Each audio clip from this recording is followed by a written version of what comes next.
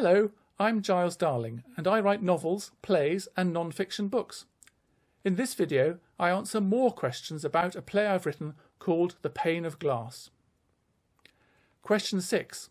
Why did I write the play? The reason I wrote the play is that I was asked to.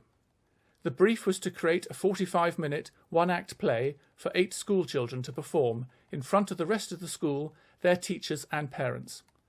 I found the process very enjoyable and I am pleased with the result. Question 7. Why is it set in a courtroom? A courtroom is a single static location which is ideal for a stage play. In addition, the trial process determines who talks when and to whom. This makes the flow of dialogue easier to write. Question 8. Why is it set in the Victorian period? It's set in the Victorian period for 2 reasons. Firstly, there is plenty of information on the internet about society in the 19th century. This made carrying out research for the play much easier and more interesting.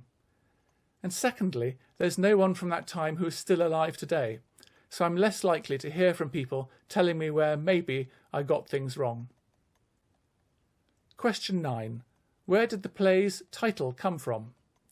The title is a play on words, pain, P-A-I-N, instead of pain, P-A-N-E. I'm a great fan of a pun in a book's title. In this play, a pane of photographic glass was used as the murder weapon.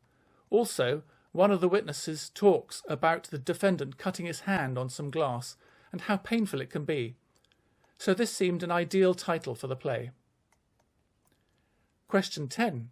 Has the play been performed? Yes, the play has been performed twice that I know of, and completely by chance, one of the performances ended with a guilty verdict and the other ended with a not guilty verdict. It was well received, and I was told later that children in the school continue to discuss the play among themselves for months afterwards. For example, they debated whether the defendant really was guilty or not guilty. Question 11. Would I like to see it performed on TV? Yes, of course. But rather than filming it all at a single location like a stage play, I think that what the witnesses describe in their testimonies should be shown as flashbacks. This would add a variety of locations to the TV programme and make it more watchable. However, I don't know how the 2 alternative endings would be shown on TV. Maybe 2 versions could be filmed. Then the viewer, especially if watching it on streaming TV, could decide which ending they want to watch, guilty or not guilty. Question 12. Who is my favourite character in the play? That's a difficult question to answer because many of the characters have redeeming features. For example, in the play, it's revealed that the defendant has a difficult life. Juvenile detention, job insecurity, and death in the family all make him a character we can sympathise with. Then there's the police constable with his roundabout way of speaking, the nervous neighbour who keeps addressing the judge incorrectly, and the defendant's best friend who maybe doesn't take the whole situation seriously enough. However, I think my favourite character is the judge, because he's a bit pompous. For example, he frequently doesn't understand what people are saying, but his vanity prevents him from admitting this.